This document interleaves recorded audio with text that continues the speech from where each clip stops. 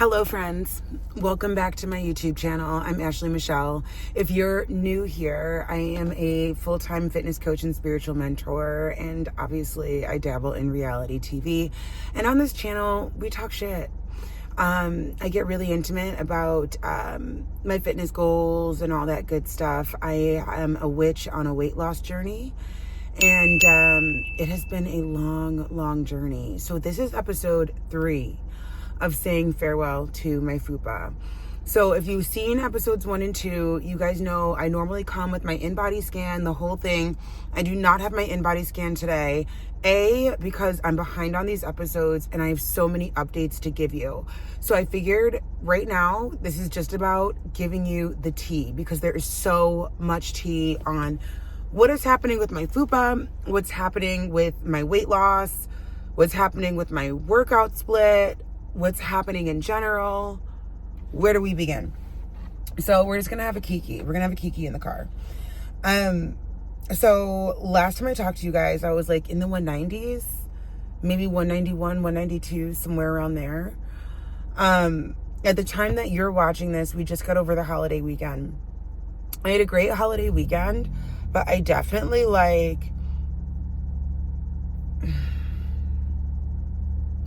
it's not that I ate like shit. It's that I really didn't follow my plan. So all of last week, I gave myself a deload week. I traveled to New York City and Vegas in June, and it really just threw me off.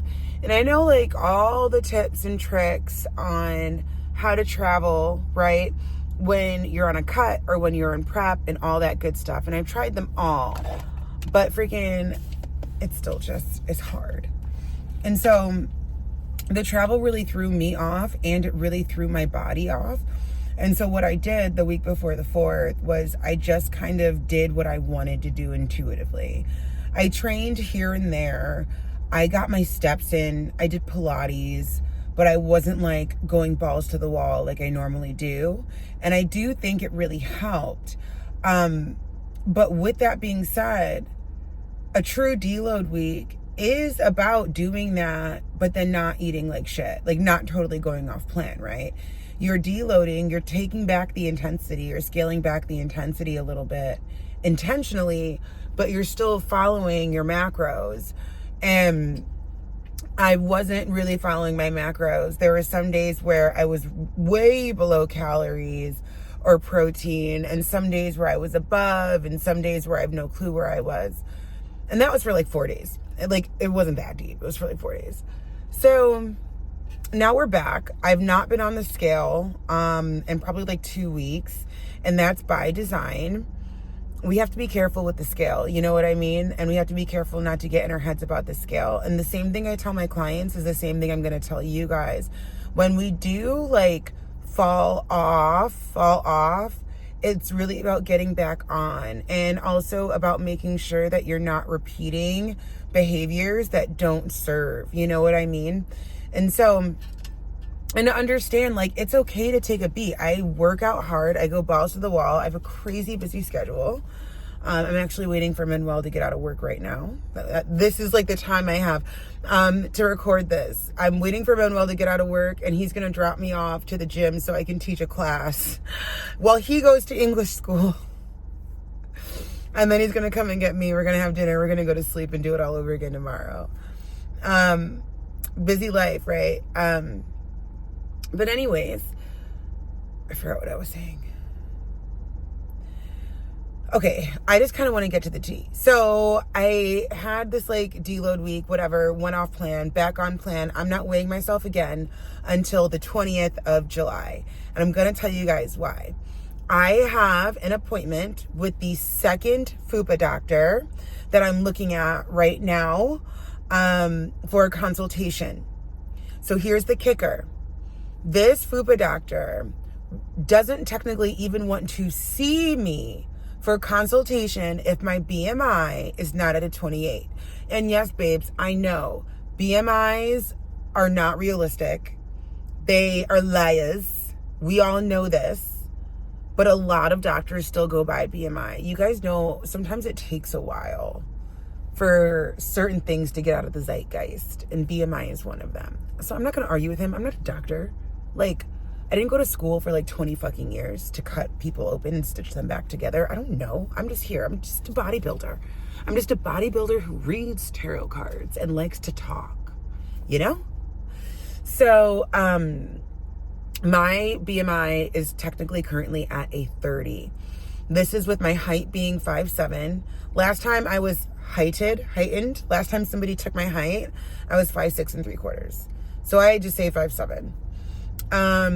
And my weight 191, which gave me a BMI of 30. So essentially, the secretary said my weight would have to be at like 180. So we're on the grind right now to drop these last, 10 pounds before we go in to see the doctor. Now, 180 is not goal weight. Goal weight is around 170-ish. And mind you, this is before prep. We're not in prep for bodybuilding yet, guys. We're still in a cutting phase, just so you know. And I found myself like feeling resentful towards myself, I guess, because I knew that this was the thing and I kind of went rogue last week. And it's like, why do we do this? Why do we self-sabotage in this way?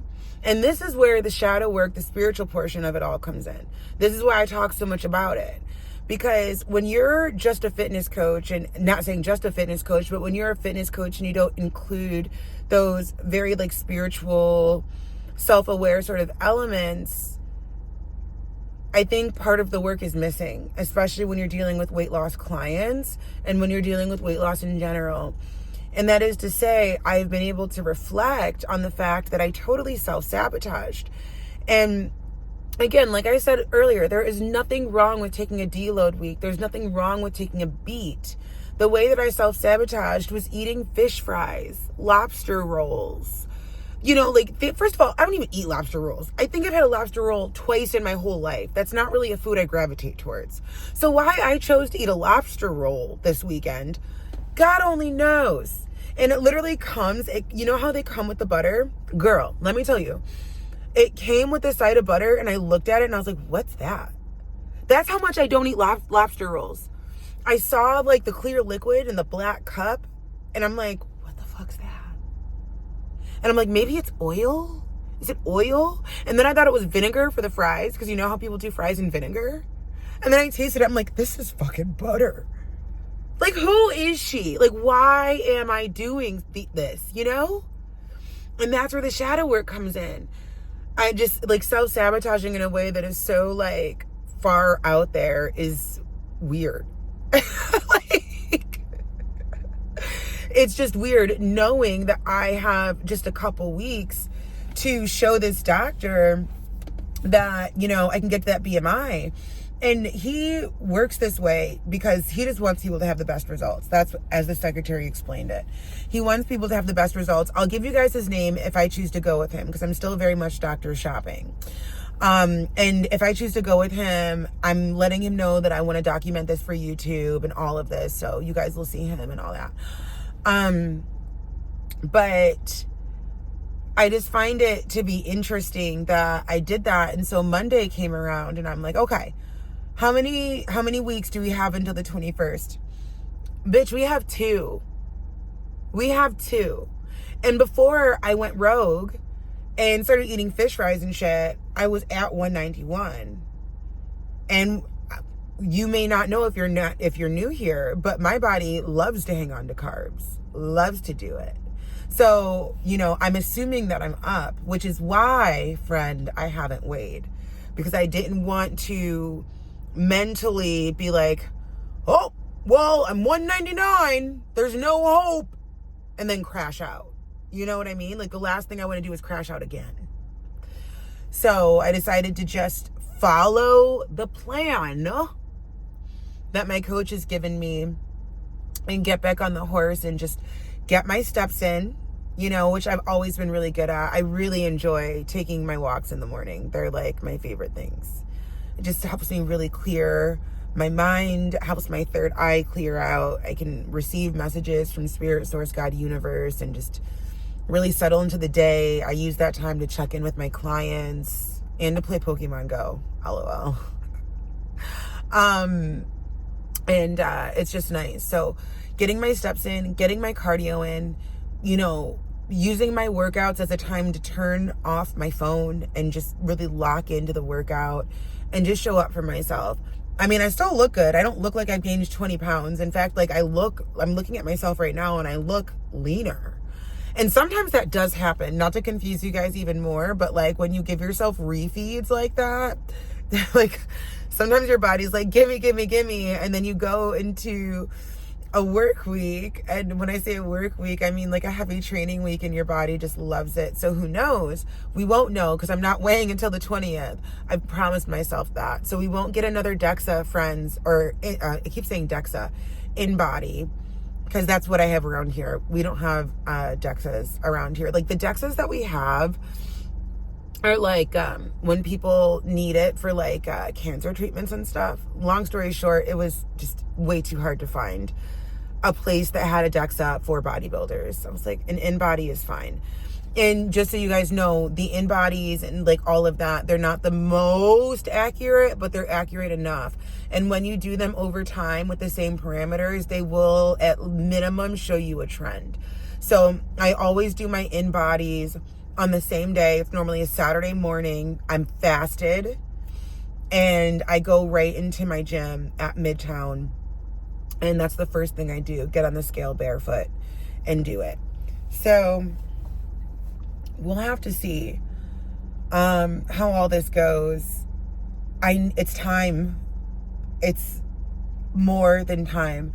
My skin, a lot of you guys, especially on Instagram, follow me on Instagram, Ashley Michelle 90 Day, always like ask, how did I get rid of my loose skin? Because I am so toned and I've lost so much weight, so it looks like I don't have loose skin. Girl, I have a lot of loose skin. I have so much loose skin, I'm like trying to not get into my head about it. Oh my God, I feel like I'm getting emotional. It's just like frustrating. Because it's like, you know, you work so hard. And like I was doing Pilates today and I just like was just looking at my loose skin on my thighs. Like we were in like an upward pike position, so my legs were down and my loose skin just like droops down, you know? Loose skin on my fupa, my tummy. Like I'm so sick of this like fupa area. It just gets in the way of my posing. It gets in the way of my quality of life. It just gets in the way. Like the loose skin, my boobs right now are just like flabs of skin and fat. It's so frustrating. I'm hyper emotional today. Oh my God. We have a full moon in Capricorn tomorrow. And I've just been like feeling it. And so it's like, I'm just like so ready to do this. And, you know, I feel like this sort of surgery, first of all, should not be something that anybody comes out of pocket for. Because it really is a quality of life thing. And I remember, especially being heavier, like watching some of these videos and like my 600-pound life, like watching folks that lost a lot of weight and like they would talk about the loose skin and like talk about it being a quality of life issue. And like that's like the point that I'm at right now. It's like a quality of life issue. It bothers me more than I like to let on. And I know I look good. I know that. And I know I'm like over here crying and whining and bitching because I lost 100 pounds and I have loose skin. I get it. But it's frustrating because I lost 100 pounds. And I also like did that to myself, you know? Like there's that come to Jesus moment that like I got that big. Like I did that to myself. And now like I'm here working on repairing the damage. And it's so frustrating because some of this damage is like irreparable. Like even after I get the tummy tuck, I'm gonna have scarring. My body scars so easily. You know? I'm just gonna have to live with it. You know, it's so crazy because it's like you work so hard. You work so hard. And then like, you know, we're here. We're like almost there. We're almost there. I'm steady in the 100s. That has not changed, which is great. You know, knock on wood. There was a while where I was teetering between like 205 and 195. I'm sure you guys remember that. I'm steady in the 100s. And I'm so ready to get into prep for bodybuilding. Like, so ready. And I feel like this Fupa is like holding me back. It is. Her name is Shelby, by the way, in case I didn't tell you guys that. We love Shelby, but Shelby's gotta go. And it's like, I think what gets me so emotional is now I'm noticing it in my legs. I knew my stomach was gonna be an issue, but there's a good amount of loose skin in my legs, like the upper inner thigh. And I don't want to do a leg lift. Like, the scarring from leg lifts is intense. It's like more intense than, what time is it? It's like more intense than like the tummy tuck, in my opinion, or the boob job. I don't know, babe. Hold on, let me tell my husband I'm here. So guys, those are the main updates. The main updates is we're still going along with the plan. I am still very much eager and ready to compete in bodybuilding. Again, I started practicing my posing again. This is saying farewell to your Fupa, my Fupa, episode 3. And I'm just having a lot of come to Jesus moments about like the damage that I did to my body. Like, I think that's where the emotion comes from. Like, you know, getting to 320 pounds, like the damage that I did to my body is like taking forever to fix. I think that's why I get emotional. It's just taking so long to fix. But this is the journey that I decided to go on. There's Manuel. You can see him coming in. Dice hola, YouTube, boo. Hola, YouTube. Yeah, this is the journey that I decided to walk on, and I'm strong enough to walk it, or else I wouldn't be walking it. And you guys are here with me, and we're gonna walk this together, and we're gonna do this together, and it's all gonna be okay. We're gonna keep following the plan. We're gonna stay consistent, and we got this. Okay, guys.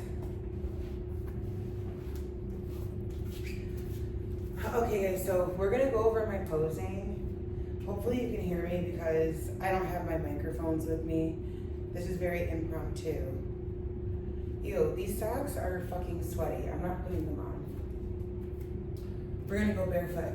Okay. So first off, whole fit is BB. Like I told you before, I'm on my cycle. Maybe I didn't tell you guys. I also am on my cycle. That's half the reason why I wanted to eat everything under the sun. Because that always happens right around PMS. Like my PMS is getting horny, bitchy, and hungry. That's what I always say.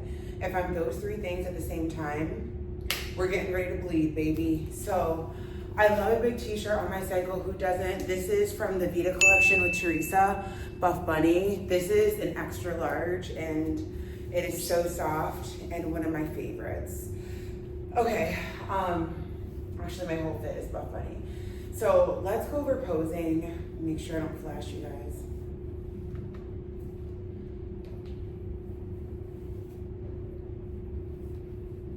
Okay, so I haven't like fully practiced into posing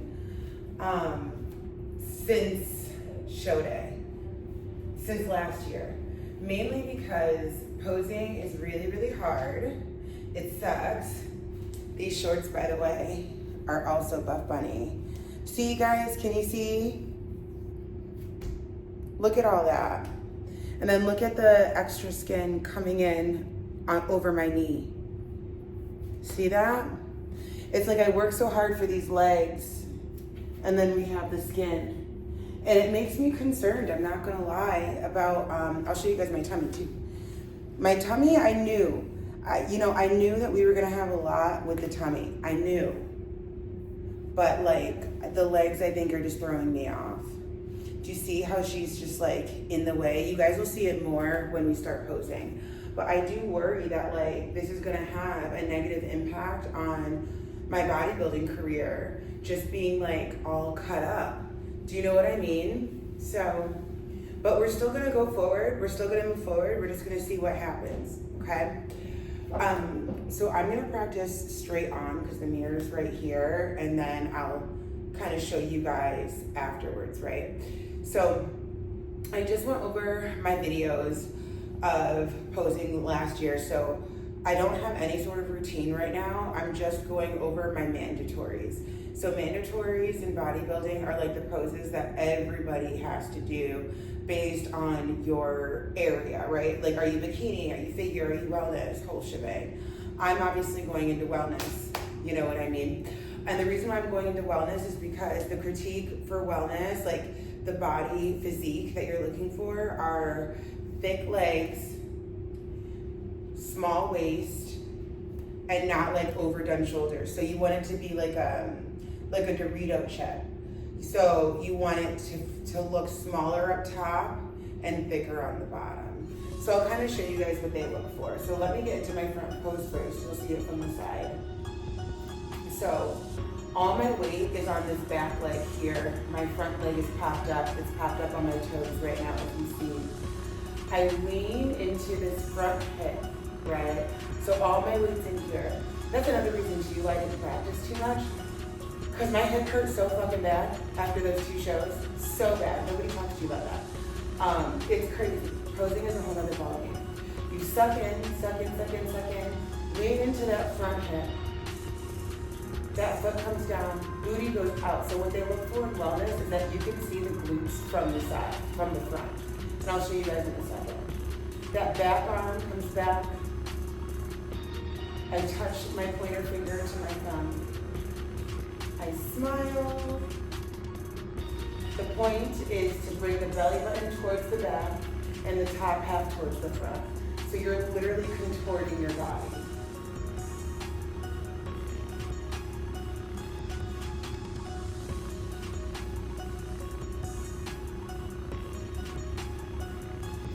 I'll show you guys from here. Okay, do I need to get closer? No, we're good, good. Okay, so back foot is pointed like out to the corner. Right foot is in front. Okay. Leaning into that back hip. Leaning, leaning, leaning. So hopefully you guys can see, you can see my glute already from the front. Like the side of my glute right here. That's what they look for in wellness. And all my weight is in that back hip. So the point is to move my belly button towards that back hip and the front part of my body towards the front to create the illusion of a smaller waist. And it's like bonus points if you can see the quad, this back quad here from the back as well. Let me try and move for you guys.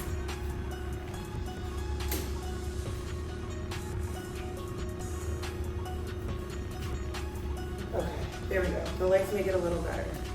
So,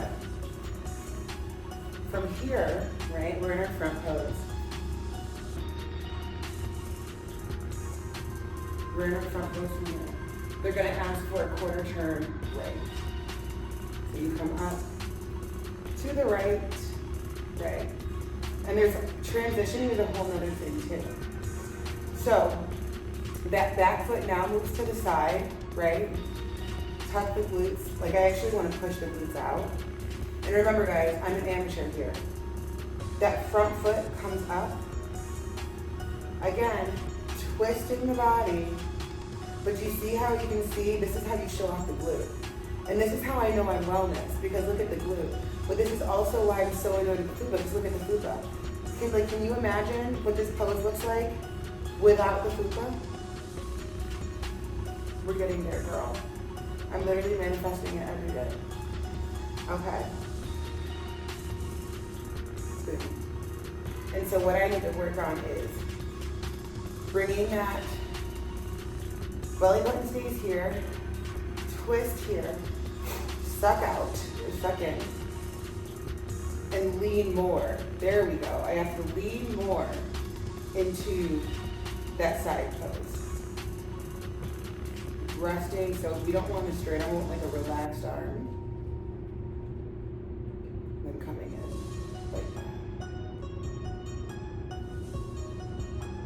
Definitely still working on it, but getting there. My quad sweep looks nice though.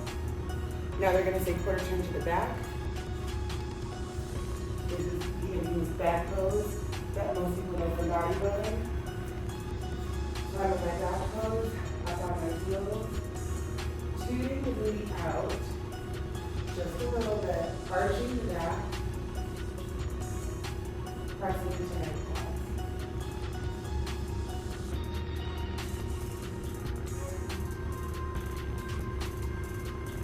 And then they're going to ask for a turn right, come back, and bomb. Back into this side pose here. This is my stronger side. Then if they ask the quarter turn right again, we go boom, hot, here.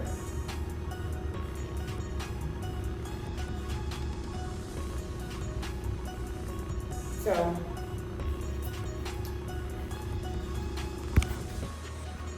that's my posing so far. We gonna get there, fam. I don't know, like, wow, I feel this energy today. And it's like nothing is wrong. I feel good. This is also Buff Bunny too. This is the Bliss, the Butter Bliss sports bra. She's really nice. Very, very comfortable. I'm getting ready to go teach a pit class downstairs in about like 30 minutes or so. And I needed to change because I've been working out all day. This is a great bra if you're like working all day or if you're like a fitness instructor and you teach a lot. I'll show you the back. She's so soft and so comfortable and so breathable.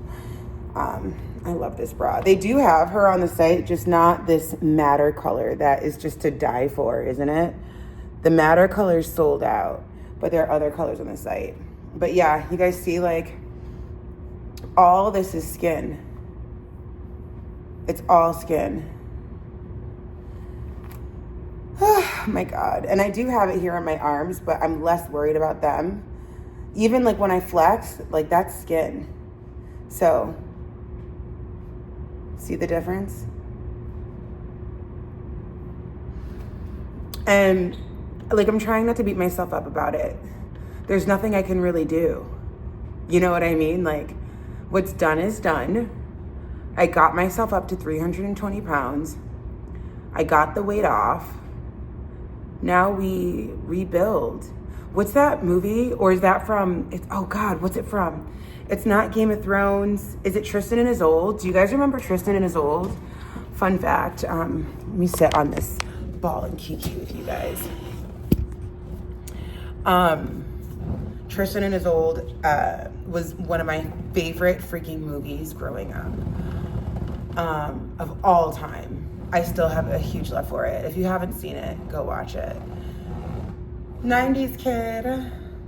But anyways, there's this line in the movie where like, you know, the kingdom gets burnt down or whatever. And all the Irish come in and they're like, what do we do now, king? Like, everything is ruined. And he goes, rebuild! And that has always stuck with me, even as a child when I watched that, because he's right. When it all comes crashing down, you rebuild. When things go left, when they were supposed to go right, you rebuild. When you feel like you're drowning and you can't get above water, you rebuild. Like, that's it. You just rebuild.